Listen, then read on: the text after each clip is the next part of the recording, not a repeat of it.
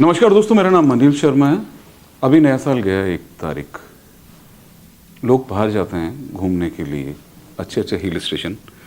क्या कोई बांग्लादेश में जाएगा इस समय जहां हिंसा का माहौल है? लेकिन सिविल लाइन विधायक गोपाल शर्मा जी ने नववर्ष बांग्लादेश में मना दिया। सर, बांग्लादेश कौन जाएगा इस समय जहां हिंसा हो रही है और आप बांग्लादेश पहुंच गए? नहीं, हिंसा किनके साथ हो रही है, प्रश्न ये है। हिंसा उन लोगों के साथ हो रही है जो वहाँ अल्पसंख्यक हैं, उन लोगों के साथ हो रही है जो मूलतः भारत का अंग थे, उन लोगों के साथ हो रही है जो भारत विभाजन के समय हमारे लिए अलग देश के हो गए, लेकिन वो हिंदू हैं। तो मुझे ये लगा कि अपने भाइयों के बीच जाना चाहिए और ये देखना चाहिए कि वास्तव में उनके साथ क्या हो रहा है। आप गए, कैसे बना प्रोग्राम का? क्या मूड रहा? क्यों नव वर्ष पे ही क्यों? नहीं, 1 दिन पहले 2 दिन पहले सोचा और चले गए। क्या देखा सर आपने वहाँ? आप देखिए, एक विधायक अभिमान है, लेकिन सर एक जर्नलिस्ट की नज़र। मतलब हम ये सोच सकते हैं कि उस समय मेरे मन के जो भाव थे, विधायक का तो कतई नहीं था, राजनीतिक दल से जुड़े हुए व्यक्ति का कतई नहीं था। मैं वहाँ पर एक भारतीय था, एक हिंदू था और एक पत्रकार था। हालांकि सबको अलग करना बहुत मुश्किल है, लेकिन इसके बावजूद भी मेरी निगाहें वही थी। मेरी पत्रकारिता भी इसी तरह की रही हुई है। जब पंजाब के अंदर उग्रवाद बिल्कुल जोरों पर था, तब भी हम लोग, कई लोगों ने एक साथ स्वर्ण मंदिर जाकर जरनैल सिंह भिंडरावाले से भारत के आक्रोश के बारे में बात की थी। यह भी ऐसा ही था। इसमें यह संदेश देना कि वहाँ के जो भी हिंदू हमारे संपर्क में आते हैं, उनको लगे कि हमारे भाई दिल से हमारे साथ हैं। और ऐसा हुआ। ढाकेश्वरी माता, जिनको राष्ट्रीय मंदिर का दर्जा दिया हुआ है इस्लामिक गवर्नमेंट होते हुए भी, वहाँ पर मैं गया। इस्कॉन टेम्पल का जो मुख्यालय है, 135 मंदिर हैं वहाँ पर, उनके मुख्यालय पर गया। कुछ हिंदू व्यापारियों से बात की, कुछ मुस्लिम लोगों से भी बात की।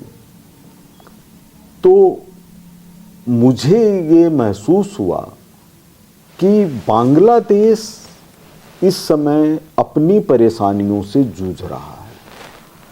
बांग्लादेश की स्थिति बहुत गरीब देश की है, लेकिन उसको प्रभावित करने में एक तो चीन लगा हुआ है और दूसरा पाकिस्तान के कुछ असंतुष्ट लोग, जो कि ये सोचते हैं कि हमारा तो खाली उद्देश्य भारत का विरोध करना होना चाहिए।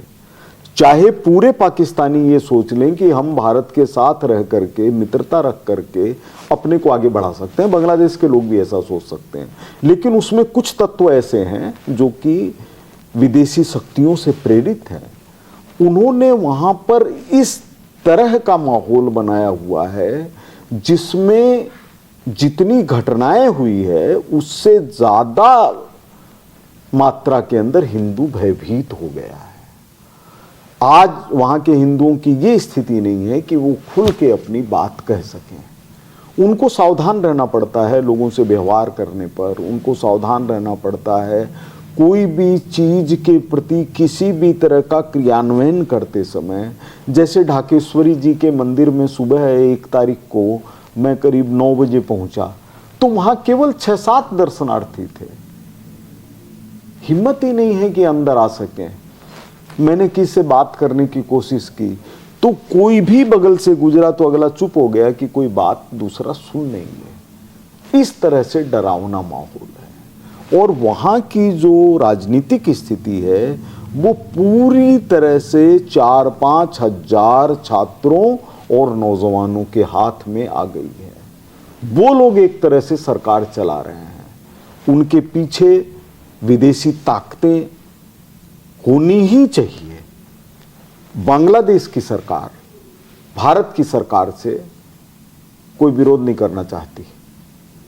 भारत की प्रतिक्रिया भी बांग्लादेश के प्रति विरोध प्रकट करने की नहीं है। घटनाओं के प्रति विरोध करने की है कि जैसे कोई भी गलत चीज होती है तो, लेकिन दोनों एक दूसरे की इस जरूरत को समझते हैं कि भारत के लिए तो बांग्लादेश पड़ोसी है और बांग्लादेश के लिए भारत एक जरूरत है। बांग्लादेश की अर्थव्यवस्था का बहुत बड़ा हिस्सा भारत के ऊपर टिका हुआ है, लेकिन चूंकि जो लोग देश के अंदर अराजक हैं, जो जिनको इस बात से मतलब नहीं है कि बांग्लादेश का भविष्य क्या होगा, उनको केवल इससे मतलब है कि हिंदुओं को कैसे डराया जाए। तो जैसे मेरे को इस्कॉन मंदिर वालों ने बताया कि उनके 135 मंदिर हैं, वो सुरक्षित हैं, लेकिन वहां पर पास बैठा हुआ व्यक्ति था, उसने बताया कि गांव के अंदर मंदिर सुरक्षित नहीं है।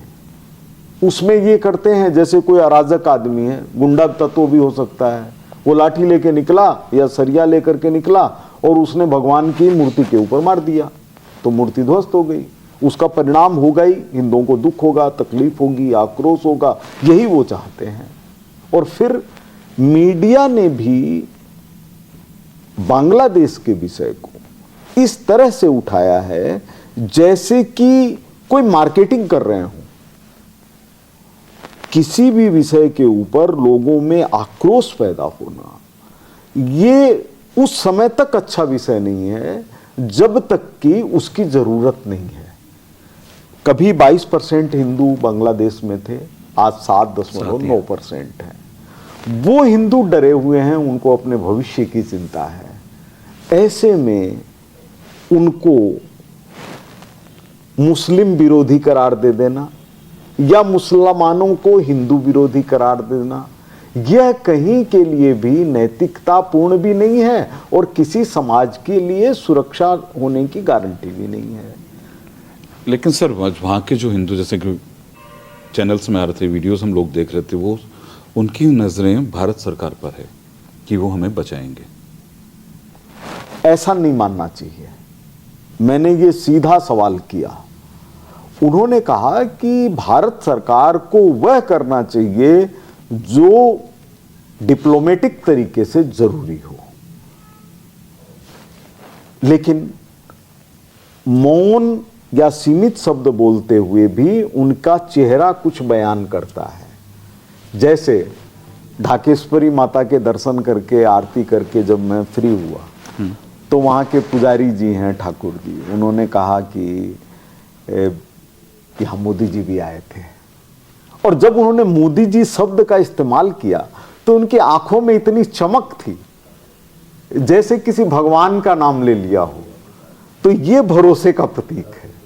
उनको लगता है मोदी जी हैं, इसका मतलब है कुछ, मतलब ऐसा नहीं हो सकता कि आप कुछ भी कर लीजिए। लेकिन इसके बावजूद भी जिस यातना से वो गुजर रहे हैं, जेल में नहीं होते हुए भी वो जेल का जीवन जी रहे हैं, वो भय का जीवन जी रहे हैं। एक ऐसी इमरजेंसी टाइप या कोविड के अंदर जो प्रारंभ के अंदर स्थितियां हुई थी, वैसे उनके मन के अंदर ऐसा भय आ गया है कि अगर हमने कोई भी हिंदुत्व की बात की तो हमको निशाना बनाया जा सकता है। यह भय उनका कैसे निकले, ये एक महत्वपूर्ण है। बांग्लादेश इस बात को जानता है कि भारत के क्या मायने हैं।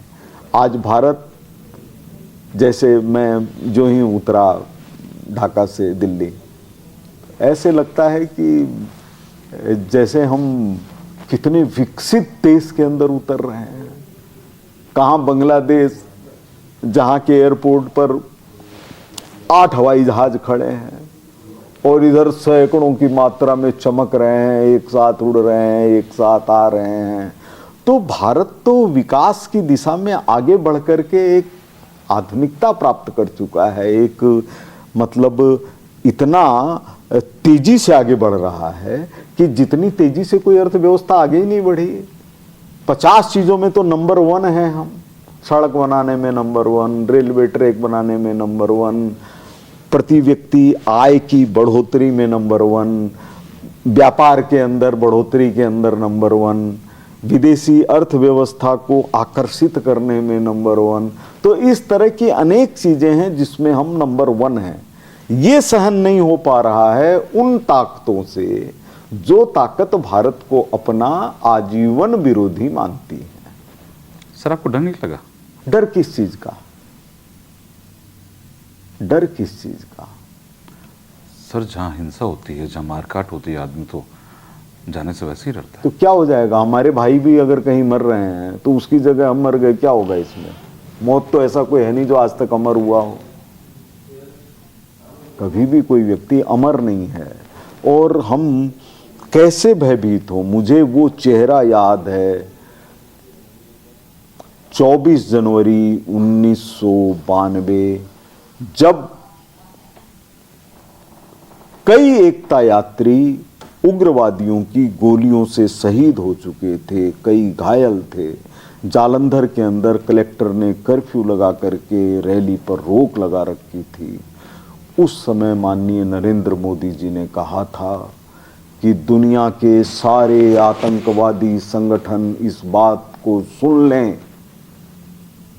कि कोई भी ताकत हमको लाल चौक पर तिरंगा फहराने से नहीं रोक सकती। हम पूरी भारत की जनता और भारत माता के रक्षा कवच से आबद्ध होकर लाल चौक जा रहे हैं। 26 तारीख को सही 8 बजे वहां तिरंगा फहरेगा।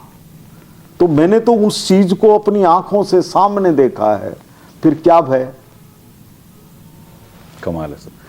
3 दिन का टूर है सर आपका जी। कहाँ कहाँ गए? मैं मुख्य रूप से ढाका में रहा और आसपास में गया। परिवारों से मुलाकात हुई सर? मेरी परिवारों से नहीं, परिवारों के मुखियाओं से बात हुई जो वहाँ पर ढाका में दुकानदार हैं, लंबे समय से 40-50 सालों से वहाँ की व्यवसाय की रीढ़ बने हुए हैं।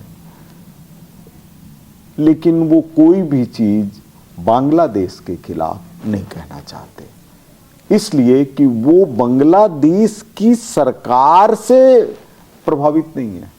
वो प्रभावित हैं ऐसे अराजकतावादी लोगों से जिनको दूसरी ताकतें प्रश्रय दे रही हैं।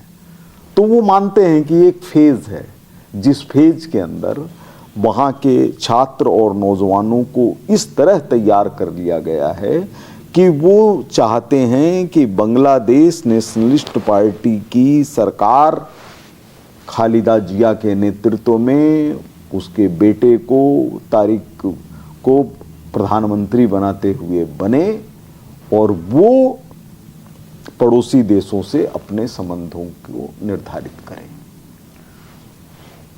जब सर आप तो एज ए जर्नलिस्ट हैं, एक जर्नलिस्ट हैं, बहुत हमारे सबके सीनियर हैं, जब सर आपने लोगों से जब मुलाकात की तब बांग्लादेश में जो लोग रह रहे हैं, जो परेशान हो रहे हैं, उनके भाव किस तरह के थे? क्योंकि एक एज ए जर्नलिस्ट आप जब उनसे मिले कि एक भारतीय हमसे मिलने आया है, भाव हम इससे समझ सकते हैं कि जब इस्कॉन मंदिर का स्वामी बाग में स्थित मुख्यालय पर मैं गया तो उनके स्वामी जी ने मेरे से बातचीत हो रही थी, लेकिन उन्होंने जब आते समय मेरे को भगवान कृष्ण का चित्र दिया तो उनके हाथ कांप रहे थे।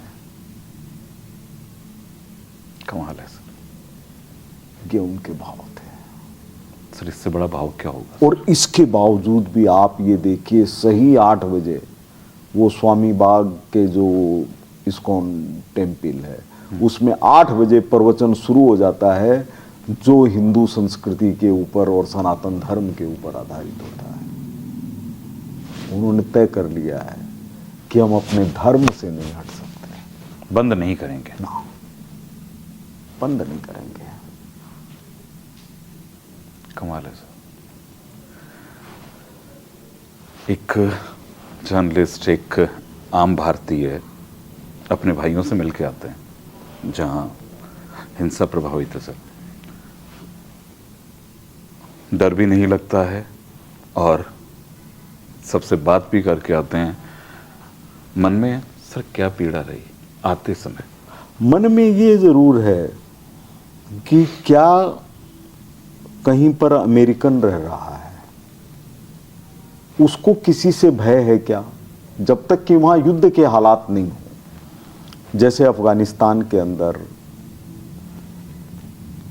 या और कहीं अमेरिका ने फौजें भेजी हुई है, तब वहाँ के लोग अपने को डरा हुआ, असुरक्षित महसूस कर सकते हैं। लेकिन हिंदू तो इस तरह के हैं जिन्होंने जीवन भर एक ही साधना की है कि सर्वे भवन्तु सुखिनः, सर्वे सन्तु निरामया, सर्वे भद्राणि पश्यन्तु मा कश्चित् दुःखभाग् भवेत्, या विश्व बंधुत्व की बात की है।